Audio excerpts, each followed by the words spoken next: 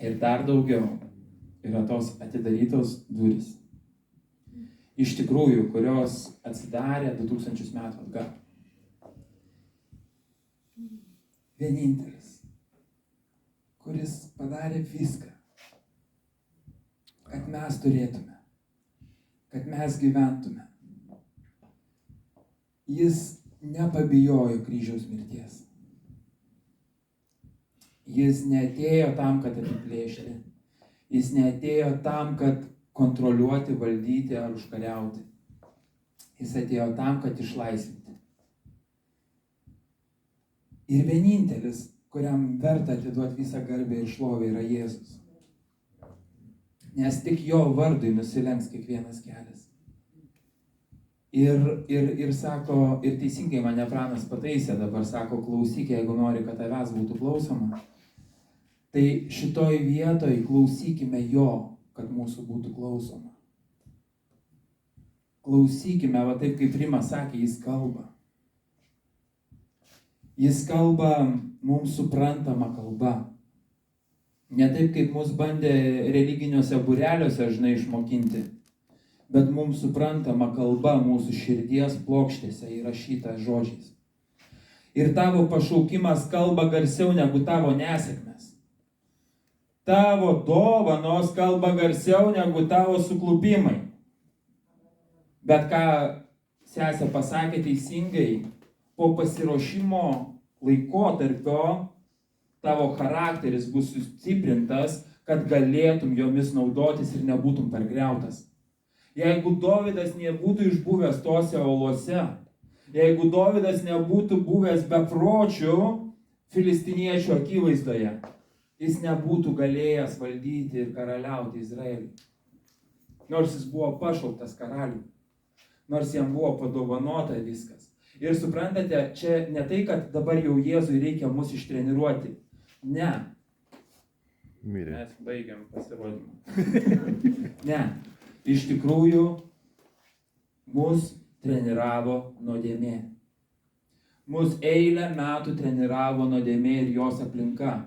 Ir Jėzui mus reikia atitreniruoti, išmokinti iš naujo.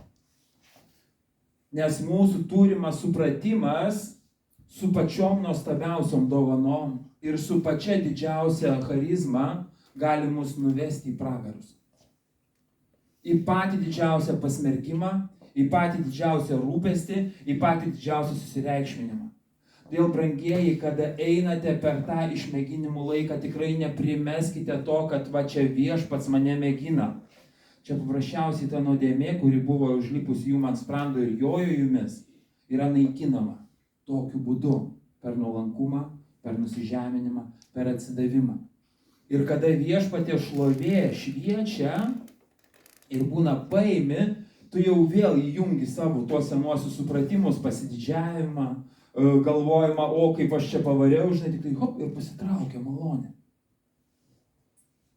Ir staiga tu žiūri, kad tu nuogas. Aš ėjau 2 savaitės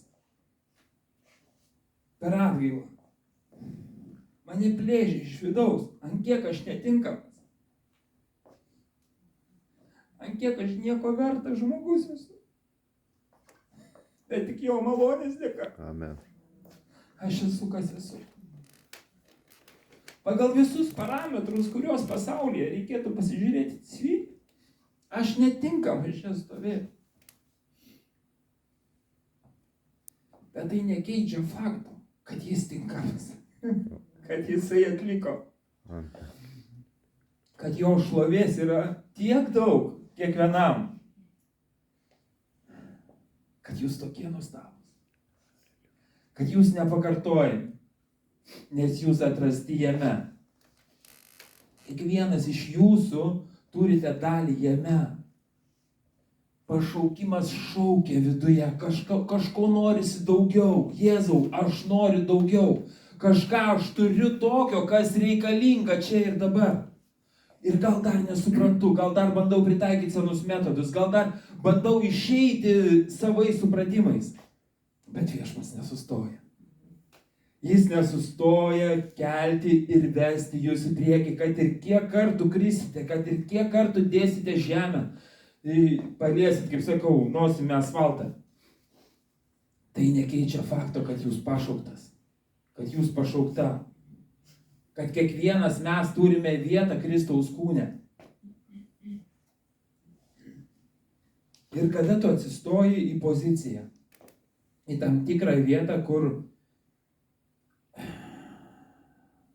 Dievas nori, kad tu atliktum ten darbą. Ir randi save netinkamu, Jėzus sako, va tada tu tik tai į mane gali žiūrėti. Nes kol tu dar atrodai savo tinkamas, kol atrodai savo dar toks fainas ir pukuotas, tol Jėzui nelabai yra galimybės per tave pralysti. Nes tu uždengiai visus kampus. Kai tu pagaliau ateini į tą vietą, kai tu savo kūniškas pastangas padedi į šalį ir sakai viešpatie tik tavo malonė. Ir šaukiesi jo kaip Dovydas tada. Sako viešpatie, jeigu aš dabar eisiu į kapą, tai kas tave šlovins? Tai va čia yra tas momentas, kada tu savo vidumi pasiduodi mirčiai ir leidi jo prisikėlimui tave prikelti. Nes yra dalykai, kada mums skauda, kada mes nenorim per kažką pereiti. Bet tai nesustabdo jo nuvest tave iki kryžiaus, nes tik tai už kryžiaus yra prisikėlimas. Nes jeigu mes neateisime iki kryžiaus ir nepamatysime savęs mirusio, mes Kristaus šlovės turėsime, pakalbėti apie ją galėsime. Bet tikrumo nebus tame. Ir kada aš ėjau į tą momentą, kada man Dievas, sakau, ką man daryti, sako, vienintelis kelias. Per čia iššlovė. Tik mirtyje, tik jo mirtyje, tik su augimu mirtimi ant kryžiaus. Paulius sako, aš suaugu su jo mirties paveikslu. Ir aš atsiminiau tiesiog, vieną kartą Dievas priminė vienas savo dėrybas. Man reikėjo 40 000 litų ir mes skolingi, mus jau nori uždaryti. Direktorė mums sako, viskas, mes jūs uždarysim, žinai, jūsų čia nebebus. Ateinam, pasakom savininkui kaip yra. Jis į direktorę pasižiūri, sako, turi kas administruotų šitą reikalą? Ne, neturiu. Ir išpasakom situaciją, sako, matau, kad vyrai nemeluoja, sako, lavonas, spardė kaip nori, jis vis tiek lavonas. Tai esminis momentas, sako, gerai vyrai, braukė 140 000 skolą ir jūs dirba toliau. Nes aš argumentavau, kodėl jos neturėjo būti, bet ji yra. Nes pasakiau, kad mes apsiskaičiavome, mes paėmėme per didelį procentą, tikėjomės jum atiduoti ir mes negalime to grąžinti. Ir šitą aš jam išdėščiau, bet jo sprendimas buvo pas jį, nes iš jų pusės buvo išrašytos sąskaitos. Ir mums anuliavo tą 40 000 skolą ir mes toliau judėjome. Bet čia buvo man žodis Dievo. Kaip tu lavoną bespardysi, jis vis tiek lavonas. Tai brangieji, jeigu jums dar skauda, jeigu jums dar reikia, atsiminkite, reikia eiti prie kryžiaus. Patys numirti nei vienas mes negalėsime, patiems numirti neišeis. Tik tai Kristaus malonės dėka mes rasime save mirusius ir prikaltus prie to kryžiaus kartu su juo. Sako, jūs esate mirę prieš 2000 metų kartu su Kristumi. Ir būtent tą pačią baisiausią mirtimi. Jis visą žmoniją pasiėmė ir užsinešė su savimi ant kryžiaus ir nukryžiavo tą kūnišką nuodėmingą prigimtį. Tik tai ten yra mūsų išlaisvinimo jėga. Ir tik už kryžiaus yra tikrasis prisikėlimas. Sako, jeigu mirėme su Kristumi, būsime prikelti su juo. Taip kad, brangieji, aš tikrai tikiu, kad dauguma čia esančių esate mirę su Kristumi. Esate patyrę jo prikeliančią malonę. Esate išgyvenę dievišką meilę. Jeigu tau dar šiandien tai yra visiškai svetima ir tu dar to nežinai, nieko tokio. Kristus tave įves į visą tiesą. Dievo tiesa, jinai atsiveria tau suprantamų būdų. Nėra Jono, nėra Petro, nėra Antano, nėra dar kažko, kas tau sugebėtų išaiškinti. Yra vienintelis Jėzus, kuriam duota šitą dalyką padaryti. Vienintelė brangi šventa dvasia, per kurią tu suprasi šitą tiesą. Aš galiu būti tik tai katalizatorius, tik tai tas, kuris užves varikliuką, bet tik šventoji dvasia tave įtikins dėl teismo ir dėl nuodėmės. Ir vienintelės nuodėmės, kad netiki Jėzaus atliktų darbų. Jeigu šiandien tu patikėjai, ką Jėzus dėl tavęs padarė, priimk sprendimą ir sakyk, Jėzau, aš pasitikiu tavimi. Man užtenka tavo atlikto darbo, aš tikiu, kad tavo amžinasis gyvenimas yra manyje ir aš pradedu gyventi taip, kaip tu man sakai. Tu mano viešpats, tu mano gelbėtojas, aš einu pas tave. Ir čia ne vienkartinė kažkokia deklaracija, po kurios aš gausiu vakciną, žinai, šitągi Evangelijos. Bet pasišventimas ir ėjimas paskui jį. Taip, kaip jisai pažadėjo. Ir taip, tame kelyje vienas dalykas, be abejo, bus atgailos, bus suklupimų, bus visko. Bet kita dalis bus pergalių, išgydymų, gyvenimų, prikėlimų iš numirusio, ligonių pasveikimų. Tai yra tie dalykai. Ir kai Paulius pasižiūrėjo į savo gyvenimą, ką jis turėjo, diplomai, pripažinimas, garbė, fariziejų, visi raštai ir visa kita, ir valdžia, kurią jisai turėjo, sako, visą tai sąšlaukos. Sąšlaukos. Palyginti su Kristaus pažinimo šlove. Nes ten, kur jisai bėgo, sako, aš jau pagautas. Ir jau vėjuosi, ir jau darau, ir jau lekiu. Ir sako, jau net nebe aš, bet Kristus manyje gyvena. Ir sako, jeigu galėčiau pasakyti, kad aš už juos visus daugiau darbavausi, bet jau ne aš, bet manyje esanti malonė. Todėl, mylimieji, kai jūs norite kažką daryti, tai jau jumise esanti malonė skatina jūs tai daryti. Ir žinote, aš sakau, vienoj irgi buvo momentas, kai meldžiausi, sakau, Dieve, čia įdomi gatves, tai toliau siūsk savo darbininkų, žinai. Pjūtis didelė, darbininkų maža, pjūtis didelė, darbininkų maža, sako, nustok. Ką tu čia meldi? Aš kaip klausiu, Jėzau, kaip čia suprast? Kaip ir parašyta, tai kas rašte parašyta, sako, čia buvo prieš 2000 metų parašyta. Dabar, sako, yra 1,5 milijardo darbininkų. Patikėjusių manim. Tai sakau, tai ko melsis? Drąsos, sako. Drąsos, kad kiekvienas, kuris patikėjo, darytų tai, ką jam viešpats yra įdėjęs į širdį. Tos Dievo malonės, ir kai aš pradėjau melstis viešpatė, kiek daug darbininkų, ačiū Dievui, duok jiems drąsos, žinai. Ir aš nežinau, aš po kokių 2 mėnesių atsirandu čia. Ir kiekvienas kažką daro. Viešpatė, galvoju, kiek darbininkų. Kiek daug darbininkų. Visi judesiai, veiksmas vyksta, Dievo meilė. Ir penktadienis man buvo, man gal netgi smagesnė diena buvo penktadienis negu šeštadienis, žinai. Čia kiekvienam savo, nes aš įeinu ir tokia pagalba, tokia meilė, toks judesys, žinai, toksai bičio avilys, kuriame taip gera. Ir žinai, mes su braliuku taip, žinai, žiūrim ir sakau, šeima. Tokia šeima iš tikrųjų, žinai, nėra, tos atskirties nei pas vieną, žinai, ateini ir tu realiai supranti, kad tu šeimoji. Tau nieko netrūksta, tu tiesiog geroj atmosferai. Ir sakau, čia taip gera buvo. Čia toks nuostabumas. Ir mes pradėjom trečiadieniais rinktis į maldą. Tai būtent toksai dalykas, kai trečiadienį meldžiamės, yra kitaip. Yra visiškai kitaip negu šiuo momentu. Maldos metu yra toksai, kaip sakyt, įdomus susikaupimas, kuriame tu tiesiog esi pagaunamas Dievo dvasios. Ir suprantat, ir paskui atrodo, kaip sesė sakė, žinai, kaip būna duris uždarytos, ir paskui lyg ir tu visiškai lengvai praeini.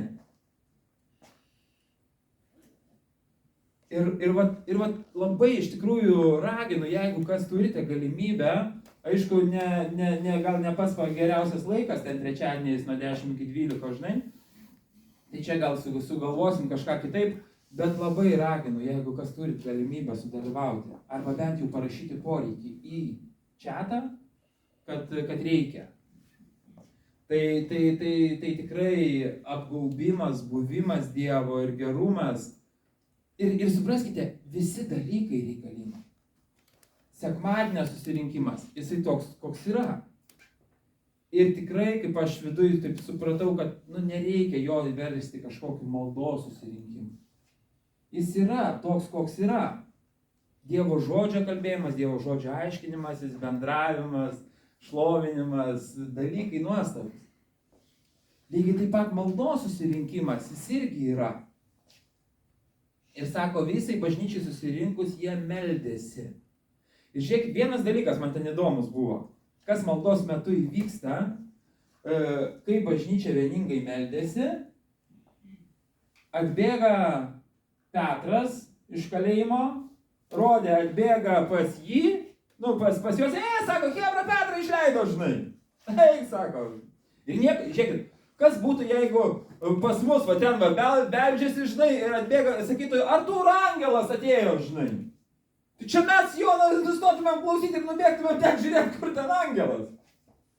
Bet tai buvo antiek įprasta, kad kai pasakė, čia Petro angelas, niekas net neatsistojo. Jaučiat momentą. Sako, čia Petro angelas durniuoja, žinai, kad čia baig. Ramiai. Jie nesakė, kad tu, kažką netaip, kažką sumaišėjai. Bet reiškia, antiek tai buvo įprasta. Tai ką aš noriu pasakyti, yra žemiška dalis ir ji turi būti, į tokia šeima. Ji labai faina, žemiška dalis. Bet yra dangiška dalis. Yra ten, kur mes esame visi pasodinti šiuo momentu. Aš klausiu viešpatie, ką kalbėti? Sako, kalbėk apie mane esantį danguje. Sako, jūs daug matote manęs žemėje, o čia yra Kristaus kūnas. Iš čia nei vieno neišskiria ir ne vieno nemato netinkamą. Iš čia visus mato tinkamus. Čia kartais mes matom save netinkamais. Bet jisai mus mato tinkamais dėl to, kad jo kraujo jėgos pakanka. Bet sako, kalbėk apie dangiškąją. Apie dangišką, dievišką surinkimą. Ten, kur danguj. Tai, brangieji, jūs kiekvienas esate pasodinti danguje Jėzuje Kristuje. Ne šiaip sau. Sako, ir aš viską suvienisiu, kas yra žemėje ir danguje. Suprantate, visiškai vientisas susirinkimas, kur Dievo angelai tarnauja, kur Dievo šventieji yra, kur Dievo sosto šlovė šviečia ne kaip per rūką. Čia mes matome kaip per rūką, bet apie dangišką. Apie dangišką. Jeigu mes žiūrime ir suprantame, kad turime liudytojų debesį, kuris iš tikrųjų veikia aktyviai, kur Dievo jėga daro dalykus prasitęsiančius už mūsų kūno egzistavimo laiko. Ten, kur dvasia juda kaip nori, laisvai, be jokio pasmerkimo, be jokio įsižeidimo, be jokio įsiskaudinimo. Ir kiekvienas iš mūsų turime galimybę turėti pilnatvę jame. Ir kada mes bendraujame, tarnaujame žemiškoje palapinėje, vyksta tarnavimas ir dangiškoje palapinėje. Ir kaip kartais reikia leisti savo, kaip Jonas sakė, buvau dvasioje viešpaties dieną. Buvau dvasioje viešpaties dieną. Tiesiog buvo tame supratime, buvo savo širdį. Ir staiga, sako, išgirdau balsą, kaip daugelio vandenų šniokštimą. Ir išgirdau balsą. Tai suprantate, jisai tiesiog buvo. Leisti savo pabūti dvasioje viešpaties dieną. Nebėgti vien tik tai kūniškai vykdyti visų savo poreikių ir paliepimų. O pabūti Kristuje. atsisėsti. Kaip aš sakau, liūdna, kada žmonės galvoja, kad tik sekmadieniais yra bažnyčia, bet ačiū Dievui, kad ji nors sekmadieniais yra. Nes bažnyčia yra kiekvieną dieną. Bažnyčia esi tu. Ta susitikimų palapinė, kur Viešpats susitinka su tavimi, yra tavo kūnas. Ten tu susitinki kiekvieną dieną. Čia ateini patarnauti, čia ateini padėti, čia ateini apreikšti, ką Kristus daro tavo gyvenime. Ir kiekvienas jūs esate ant tiek unikalūs, ant tiek nuostabus, kad dieviška dvasia, Dievo dvasia jumise veikia tobulai. Jūs išlaisvinate Dievo jėgą, jūs išsakote Dievo troškimus. Kiekvienas mes turime troškimus. Ir galima geriau, galima blogiau, galima padaryti tuos dalykus, galima jų nedaryti, tik galvoti apie juos. Bet mes visi juos turime. Vieni turi vienokį charakterį, kiti kitokį. Bet Dievas pas mus visus yra vienas. Jis yra Jėzus, Tėvas ir Šventoji Dvasia. Ir jis yra vienas. Čia yra trejybės paslaptis. Nes kai jūs pradėsite leisti laiką danguose su juo asmeniškai, tai reiškia pabūdami, apmastydami, tai galvodami, leisdami tai minčiai įeiti į jūsų širdį, jūs suprasite, kad jūs esate trejybėje. Jūs rasite save Dieve, neatskirtus kažkur iš išorės prašančius, bet jūs rasite save Dieve. Nes šita žinia neskirta, kad tu išsigelbėsi, kad eitum į dangų. Ne. Šitas žinia skirta sūnau, mano mylimas sūnau, aš tavęs taip laukiu. Tu esi priimtinas, tu esi palaimintas, tu esi nuplautas avinėlio krauju. Va, šita žinia yra čia ir kiekvieno iš mūsų širdžiai tiesiog reikia leisti pabūti. Leisti pasakyti, Jėzau, aš esu tavyje, tu esi manyje. Leist pabūti, nebėg, neskubėt, nedaryt. Ir tik tai Dievo dvasiai yra galimybė tuo momentu jūs apkabinti, mylėti, džiaugtis, atsakyti jūsų didžiausius širdies troškimus. Leiskite, kad Dievo dvasia tiesiog judėtų per jūs. Leiskite savo užsimerkti, pabūti, kur nėra jokio pasmerkimo, kur nėra jokios kaltės. Nes sako, kur Viešpaties dvasia ten laisvė. Juk kiekvienas iš mūsų turime tą vietą. Kiekvienam, sako, einu pas Tėvą jums vietos paruošti. Todėl jisai turi daug buveinių kiekvienam. Ir suprantate, buveinė tai yra ta vieta, kur yra saugu. Tai yra tie namai, kur yra saugu.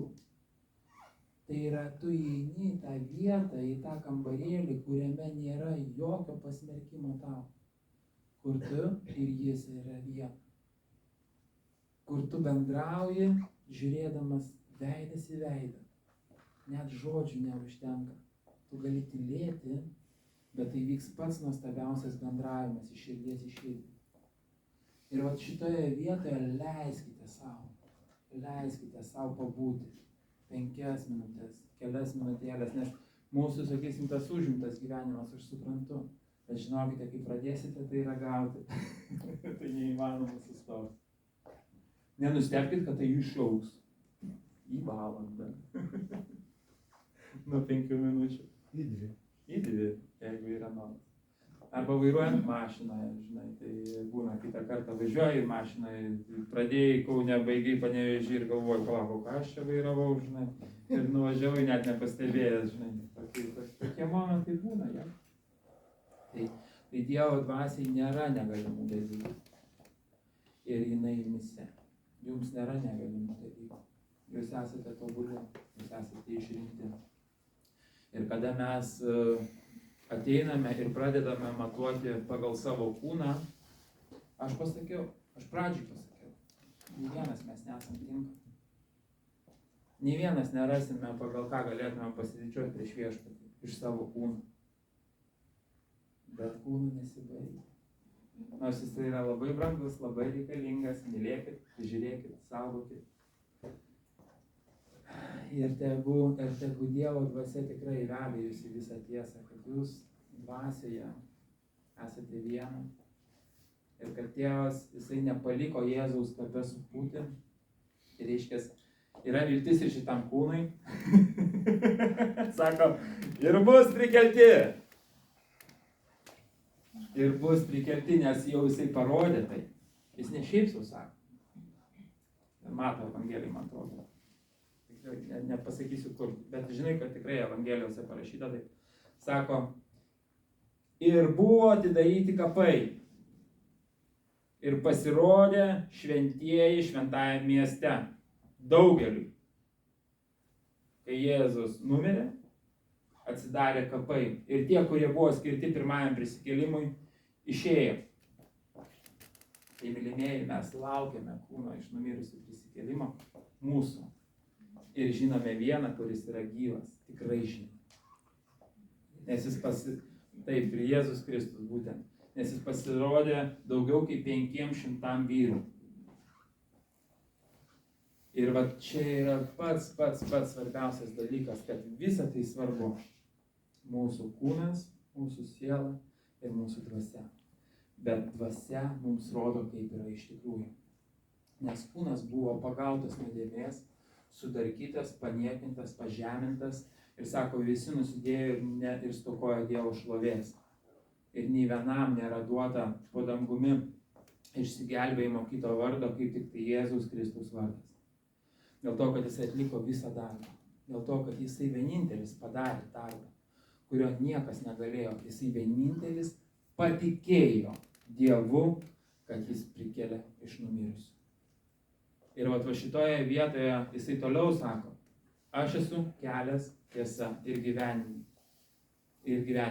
Aš esu vartai. Tai va kaip jūs... Jolita, atsiprašau, man su vartais, aš jos sesės čia pasakiau.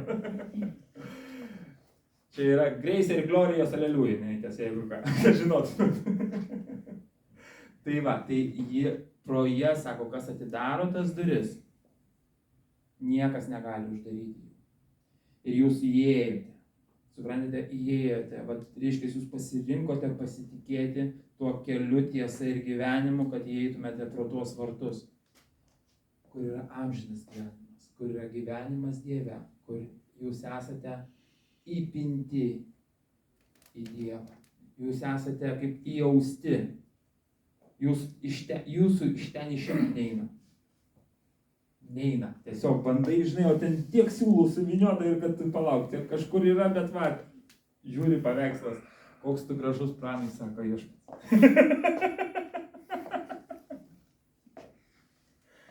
Tai, Dimukai, tavo gražios nuostabios rankos, kurios dedamos ant ligonių ir jos išgyja. Broli Dariau, tu irgi gražus. Dieviškai gražus. Dievo akise. Tu šlovingas. Mes kiekvienas turime savo vietą. Mes kiekvienas turime jame dalykų, kurie yra paslėpti ir užrašyti nuo amžių. Ir kaip sako, Viešpaties šlovė paslėpti dalykus, o karaliui juos išaiškinti. Brangieji, aiškinkitės. Jūs esate karališka kunigystė. Jūs esate Dievo dukteris ir sūnus. Aiškinkitės, kas paslėpta šituose šventuosiuose. Sako, kokie šlovės turtai šventuosiuose. Aiškinkitės, brangieji, nenurimkite. Neduokit šventai dvasiai ramybės, eik šventoji dvasia, parodyk man, aš noriu sužinoti, kas man jie užkasta, kokį lobį užkasai. Sakai, šventoji dvasia, o, prašom, užeikit. Ir mes galime tada. Ir mes tada galime pažinti Dievą, apie kurį joks pamokslininkas negali pasakyti. Jokia rašto vieta nepasakys iki galo. Tik tai jūsų viduje esantis lobis atskleis jums tą Dievą, kuris verčiasi pro Bibliją, pro brolius, visais įmanomais būdais. Bet neužtenka Biblijos ir brolių. Reikia asmeniškai jūsų širdies. Amen.